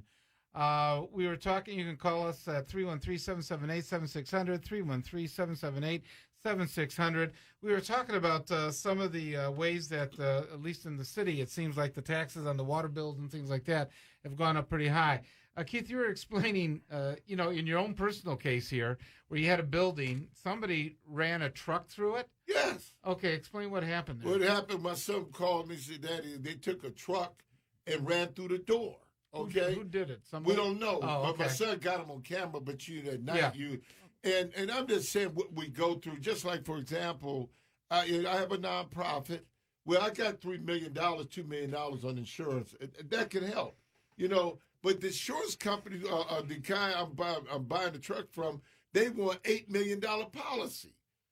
Bob, Bob, how can I? And part of that is because of the location being in the city that they're doing it. How can a guy, you got water, gas, you got all those things, you got to have zone, The property got to be zoned right. It's and that's another cost to go through the zoning board and stuff zoning like board and all this other stuff. Then you got, man, it makes you not want to go in business, man. It makes a nonprofit. People don't realize a nonprofit is a business. You got to have revenues to sustain itself. You know what I'm saying? You got to have a place to function in and all that other. And that's the cost that goes along with it. So when you Democratic candidates are running out talking about you hate business, maybe one day you need to go in business and see what we're going through, because I'm a Democrat for life, but I'm a business Democrat. Okay, I understand that you got to employ people, you got to take care of people, because we're responsible people when you're in business. But guess what? Stop railing against us, because we're trying to do our part too. Yeah, there's a lot of business people that are Democrats. We don't have any policy towards that I can tell is towards small business. We've demonized them. Right. We've lumped them in with, the Koch brothers, saying that, that they're making all the money and stuff like that. And they're not. They're the ones that are struggling day in and day out. And they're the ones that need your help, too, with the infrastructure and other things that got to be put in so that they can employ people, small businesses, strip malls, things like that in the neighborhoods that can make a difference in people's lives. So you guys are running for a re-election. You're a Democrat, and all you guys out there trying to perceive to be a Democrat run, come up with a business plan for small business. To attract the young environment guys who got ideas, new entrepreneurs out here. That is creativity when you got new entrepreneurs out here to explore their possibilities. Why you tell them to go to school? You tell them to school so they can explore their possibilities. Don't try to hinder us from exploring our possibilities. Get a clue. Come up with a program for business. Yeah, and we don't see it. Has any of the three candidates come up? Shree said he's talking about business. He's talking about incubators and all that other stuff. But what's he? I know he started his own business, but I don't know. He said in the day's paper, they breaking the candidates down, and they're talking about which one. You could go down each one of them, okay? Shooty cut taxes, Cali, business as usual, Gretchen, status quo, Abdullah, he ran one of the things, the health department, and Shree said, how long did he run the health department? Was it a year? Yeah, about a couple of years. Okay. And then Shree, he's talking about he's a businessman, but then in the quote here, they said his business practices are questionable. Okay? So what do we have? All right, we got any defenders of the three candidates out there. But I'll tell you what, any one of those three are going to be better than either Cali or Shooty. Because I don't think, number one, it's hard for Cali to separate himself from what Governor Snyder and that whole thing with Flint. The one that hasn't got as much attention is the unemployment compensation fiasco, where people, their lives were ruined because of the being falsely accused of fraud and things like that. That's millions of dollars. And Shooty is defending the state, saying they don't have to pay him as part of it. And Shooty just past couple of days said that the Civil Rights Commission exceeded its authority on the LGBT guy. Yeah, LGBT, and that they didn't have the authority to do it. I mean, he is just tracking. If you look at his commercials, it's all Donald Trump. And what you see, and he's trying to attach to himself. Now, I think he's getting a little bit smarter, because now I think the newest one has some of the Democratic issues in it that you saw, Keith. What were they involved? Skilled trades. He got a new commercial, But Bob, maybe I'm an old-fashioned guy. I'm 62 years old, but I remember the politics of dignity. Okay. When my father got up in the morning, he had to go to work. Christ had a job for him. He went to work. He worked his 8 hours. And when you came home, you knew every man was coming home because the aroma of food, the wives were cooking. They was hanging the clothes out on the clothesline. Maybe I yearn for those days. Well, that's a real traditional model. But guess what? The real traditional model worked. It worked, Bob. A job brings dignity. And then it gives you aspirational. You save up a little money. Maybe I want to go and start a little small business. But we're not talking about the dignity of politics and what your decisions can destroy a community who once had dignity. Yeah, you know what I'm saying? My grandfather worked at local 600 at Ford Motor Yeah. Company 600. He saved his money and he got into the film business. Yes. And he used to show films. Actually, Right. they were Italian films that he used to show. They used to rent the Fox Theater. Right. All those stories and stuff that they used to show on the weekends. Right. But he saved his money and he went, and he did his little entrepreneur thing that he wanted to be able to eventually leave his job. He wasn't able to, but to make some money. It was in extra being a money. business. Yeah, we made extra money. This, we call it side jobs, okay? Side job can be a permanent job if you got access to capital, education that talks about, Bob, when I was in school, English, math, and science, they didn't tell me about and my mama used to say the extras, about going into business and creating your own opportunities. Yeah, they gave you wood shop where you can carve out a little duck and stuff, I was telling you, those are the days I remember. You remember how wood shop was? I even learned how to cook. I made a bowl. I think my dad still has Everybody it. has experience with wood shop. Okay. Hey, but guess what? I don't think they do that anymore. Is No, there any wood shop or anything? No. Didn't remember I used to quilt. I learned how to quilt, the rug and stuff. But at least you got a chance to explore your possibilities. I yearn for those days, Bob, that bring back dignity. That's what the Democrats should be running on, dignity. How do we restore dignity back to families and people who want to be a part of the American dream? Yeah. We have Jesse. Jesse, you're on with Bob Ficano, Keith Williams, and our guest. Yes. Good morning, Bob and the commissioner. About 2 weeks we have an election. Yeah, it's coming up real quick. Yep. The Michigan Democratic Black Caucus is in dire need of some leadership. They had a state central meeting of Democrats in Kalamazoo, and there was no report, no information coming from the Black Caucus. I don't know anybody other than Keith who's running it, but where we at? Okay, Jesse, when last time you been to a meeting? I'm at a meeting right now, me and you. No. You want to come in and be negative like you always do. I never attacked you about your inability to get things done, but you want to attack me all the time, okay? The bottom line is this, Jesse. Tiffany Tilley, we appointed Tiffany Tilley to represent us at the state central, okay? I also want you to know that our organization is a volunteer organization, okay? I can't make an individual go to a meeting. Nobody's getting paid. Is what you're saying. They're not getting paid. We're doing this out of the bottom of my heart. Next Saturday in Washtenaw County, we're having a meeting, a Black Caucus meeting. What I've gone through this year, the whole year trying to restructure, trying to help bring ideas to the organization, and all I hear is what we ain't doing. So my proper thing is, what are you going to do to make it better? Jesse left her. We got some people that are texting here as well, talking about, is there a drumbeat for Democrats to actually win come November in what we're going to do with August 7th? Is there a momentum? Waves just don't happen. They're actually created. Yes. There are issues that drive people towards that. There's issues that drive others to create that wave. I think we're under the misperception that, oh my God, conditions are driving people to go do this. No, people create the wave.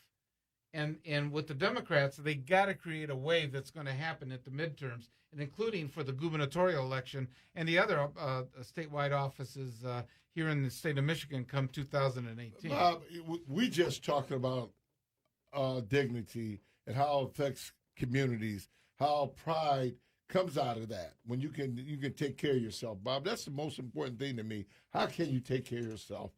Government can play a role, business has to play a role, but you have to play a role yourself too. Okay, we all have to be engaged in the process. I don't want to see my people living in poverty, man. Bob, I don't want to drive down. To me, what the county commission taught me is that we work together. You may have had a difference of opinion and stuff, but we work together, okay? Yeah, you and I work together. Yes. At first, we'd had a real difference of opinion. Right.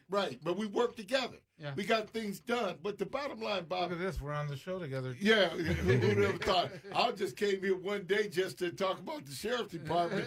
That I've been here, 5 months now?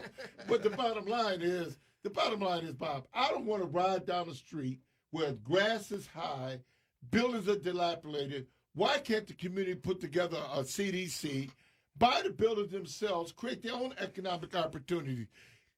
And government should be a help, not a hindrance. Yeah.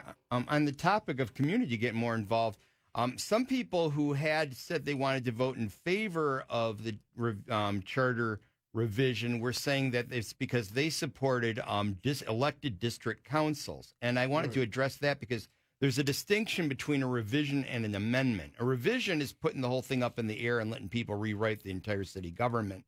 The amendment process is more specific. So if there's something specific people support, like, for instance, elected district councils, that's fine. And what you can do is have a charter amendment. And so when you go in there and vote on it, everyone knows what happens if it passes. The exact language of the amendment is there.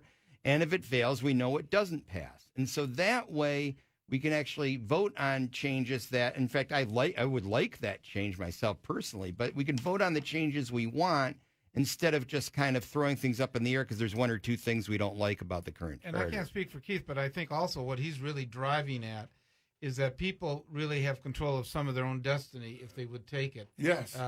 In the community, meaning that, it's work to put together a nonprofit to try to buy buildings and things like that. And some people, they're just trying to live their daily lives. Right, it's difficult for them with the kids and everything else.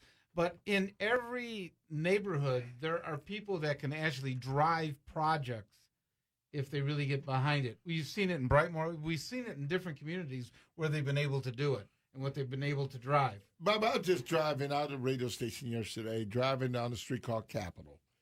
And I said, if I'm living next to that, I'm gonna call a meeting with everybody. I'm going door to door and say, come on, guys, let's get some rakes, let's get some weed whackers, let's clean the place up, because kids got to see that, Bob. Just imagine those kids going through that community, seeing that every day. That's trauma in itself. So how can a kid really explore his possibilities when he's seeing things that are adverse to the conditions that they're trying to live in? And I won't say the suburb, but I was driving through and I stopped at a store, and there were a number of young kids, and I don't know who the adult was, that had the young kids running around on all the mediums and all the strips and stuff, and they were cleaning up and picking up litter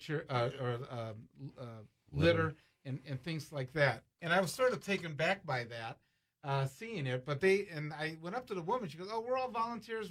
They're out of some school, and this is something that we're having the kids do. That they're driving them to do it." Do you see that in Detroit? I mean, actually trying to drive, young people, things that will make a little bit of difference. I'm gonna give you a case in point, Bob. Right now we're holding a camp. It's been 4 weeks now with Smith Homes. You know what Smith Homes had? Subsidized housing. And I got a major corporation. They send in their volunteers, Bob. Their volunteers are there 3 days out of a week for the last 4 weeks. They putting skin in the game, their money and their time. And guess what? The kids are doing arts and crafts, man. I'm telling you, Bob, I've seen this for myself. Those little girls and little boys in the arts and craft, they was enjoying it. Okay. And the school districts are cutting them out. Yes, they was enjoying it just because they're using their mind, they're using their creativity, but more importantly, they feel the love.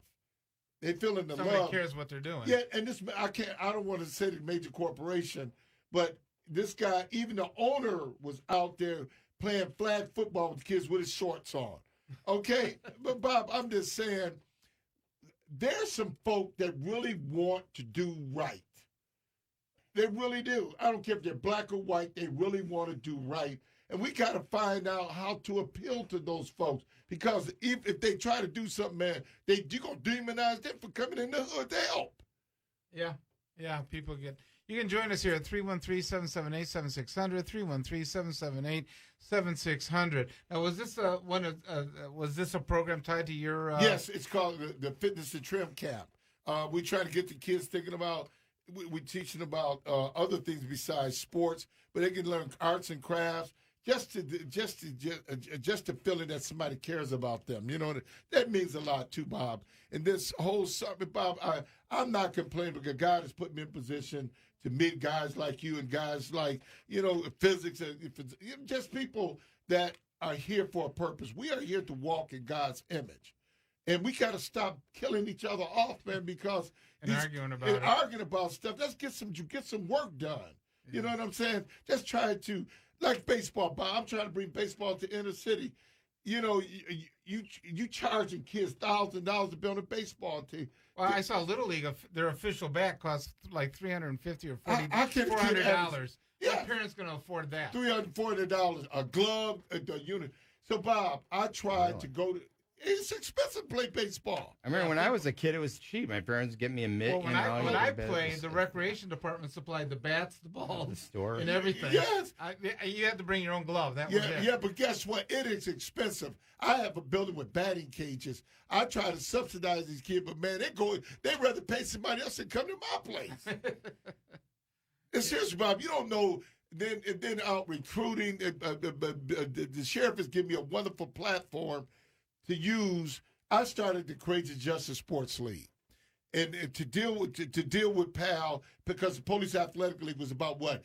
Getting law enforcement and kids working together. So what I'm trying to do is get kids started in 8th grade, awareness about law enforcement. Then I'm in the Boy Scout with career exploring, and in 9th grade. And then they got acclimated now, so now they can start and push them towards employment towards a career in law enforcement. Okay, we got to change the concept. But Bob, it's about awareness. It's about familiarity. You got to have programs to do it. And I'm trying to do that, man. And so I finally got a grant to help me do that. I'm trying to find somebody to match my grant so I can go into some middle schools and work with the middle schools and find a Captain Courageous. You know what I'm saying? John, you're on with Bob Ficano, Keith Williams, and our special guest, Scotty Boman. Well, good morning. Good morning, John. Good morning. Listen, Keith, you know what? You got to get out there and let the people know how they can assist you and help you to a certain extent. The community and so forth. You holler, I understand you doing what you can do, but you got to let the other folks know how they can help you, assist you to a certain extent. I mean, people will help if they see you real committed and want some service and so forth. Well, you see the media, the Skillman Foundation, the rest they get covered. Hear me out. You see that you get canonized to a certain extent when people are not committed and trying to help, and they don't know how to help you and so forth. You see that you get frustrated. So I want you to slow down and be calm and just educate the people the knowledge about how they can get out and assist you, help you, and so forth. I was trying to talk in, you want me to talk in monotones where I can't change monotone? I'm just saying, I'm not criticizing anybody. I'm just saying that people are out here.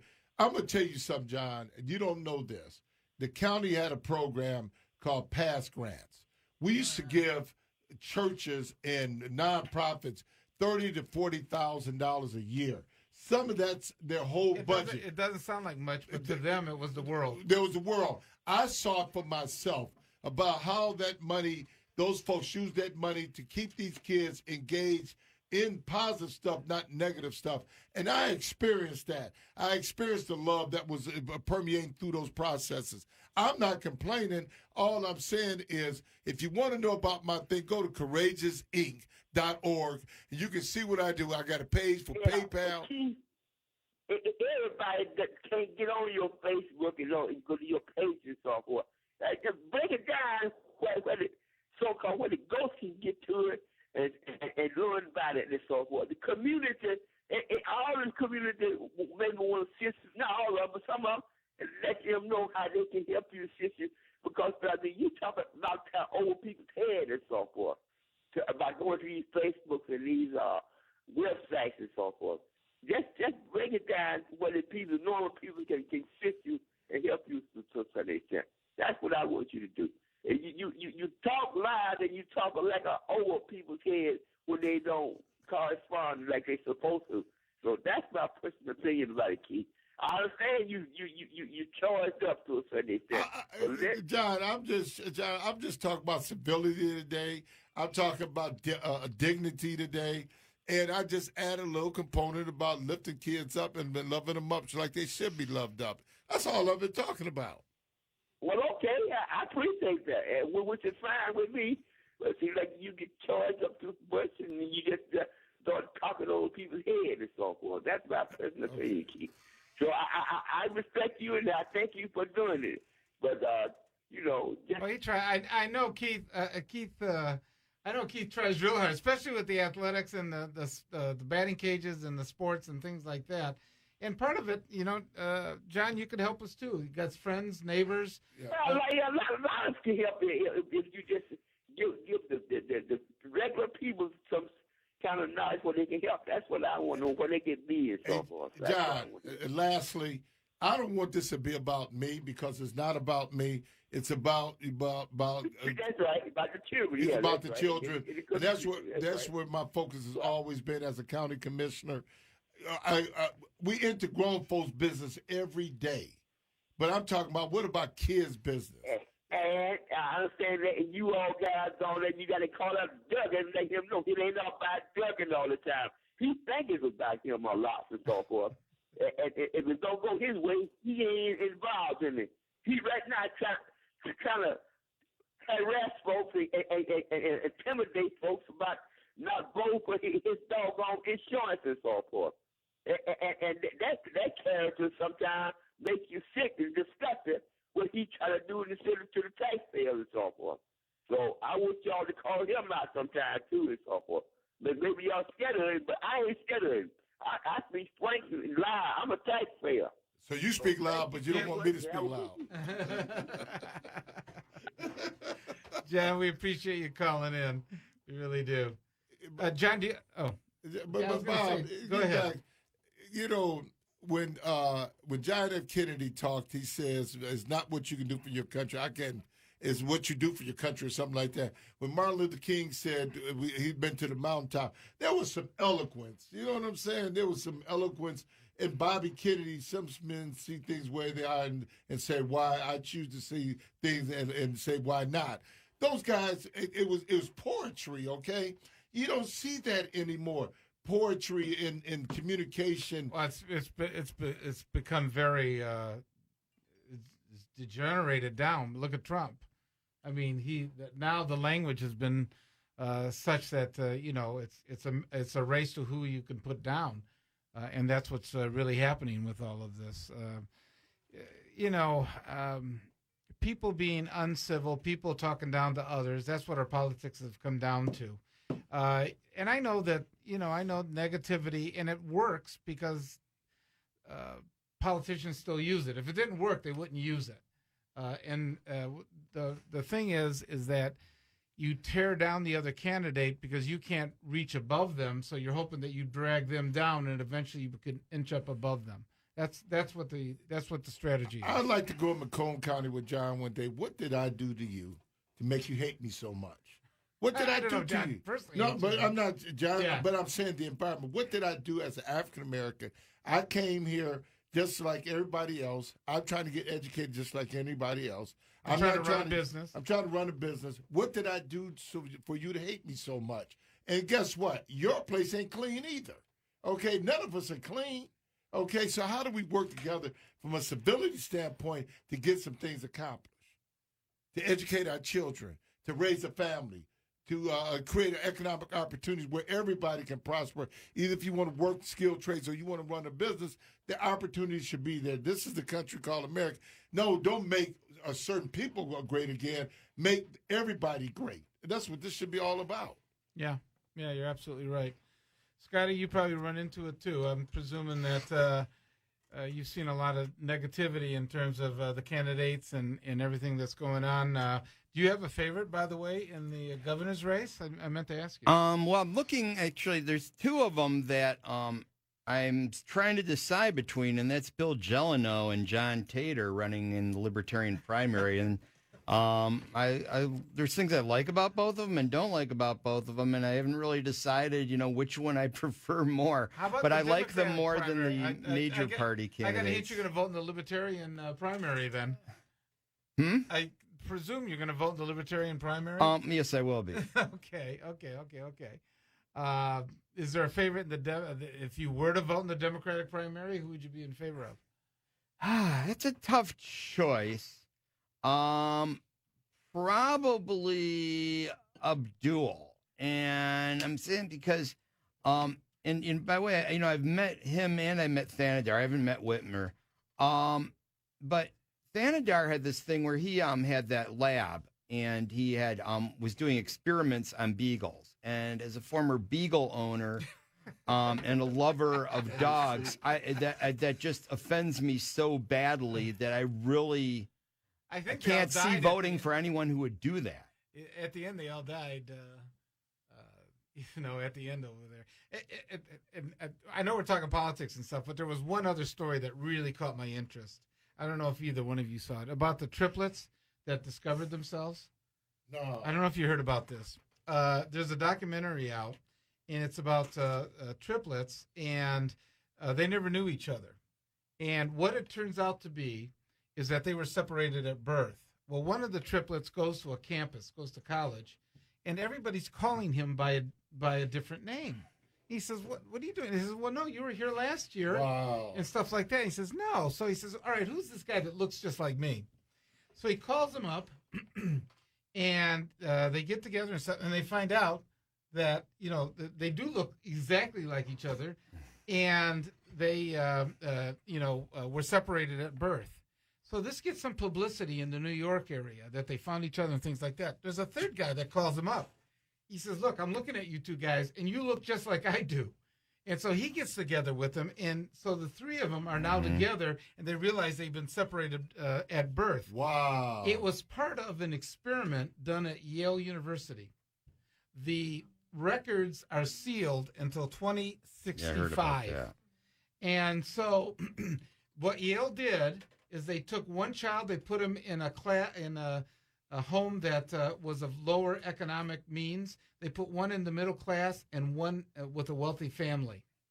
And apparently they were splitting other twins as well. And I heard they're actually censoring the results. That I don't know how this could actually happen if they're using copyright or something as an excuse, but the results of the research are kept squelched. So in spite of the fact that this is already something in the past, they're not even letting us find out what was learned from this. Yeah, Yale was running the experiment. Remember they did that syphilis with the African Americans back there. Yeah. They do these things, and then they try to suppress it. It's interesting. Right. Okay, we got one more phone call here. Bo, you're on with Bob Ficano, Keith Williams, and our guest, Scotty Boman. Bo? Good morning, Bob Ficano and Keith Williams. Y'all got a good show this morning.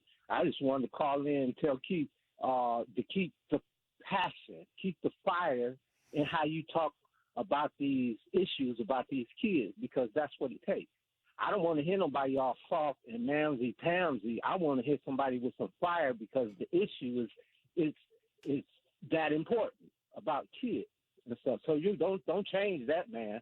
That's what caught my ear, But and also, Bob, you had asked me about the election race last time, and I think I hung up a little bit early. But I wanted to say that I was looking toward. I like probably. You sound like you're hesitating here, Bo. Who? I'm sorry. Canada. Okay, why? Canada. Yeah, why? I heard him on a program, a 9-10 program, and it was kind of a heated program. I kind of like the way he handled himself on that program. I'm not going to mention no names, but it kind of, it kind of showed me something about him. Also, not only Canada, Abdul, what is it, Rashid, Abdul Rashid, the other candidate. I think I kind of like him, so it would probably be between them two candidates. Why not Gretchen? Why not Gretchen?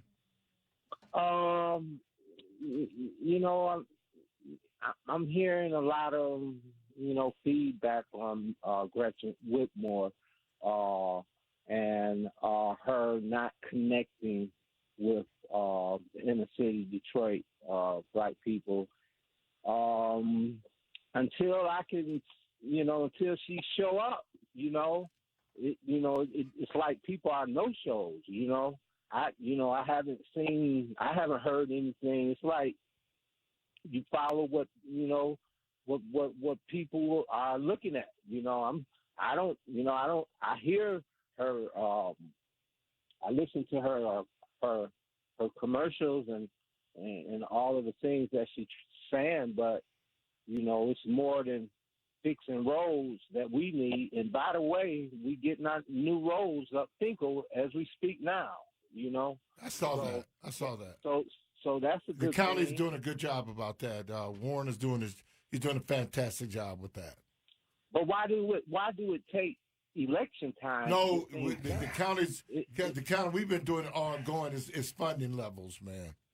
Well, it kind of seemed like that, Keith, because last election, all of a sudden we started getting houses torn down, demolition done, and it's kind of suspect. Although I'm happy, because we got a new road. They already got the south side of Finkel done already. And they fixed it. And you look at the county roads are out of drive. The Wyoming to Finkel, Wyoming to 275. There's certain roads. Yeah, the roads that they have responsibility. Yeah, we have responsibility. Bo, thanks for calling in. It looks like we're at the end of the hour. I appreciate all the callers. Sorry we couldn't get to all of you today. I want to thank Keith coming in as usual. Appreciate it very, very much.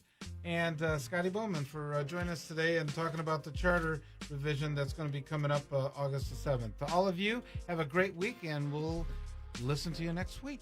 Call in.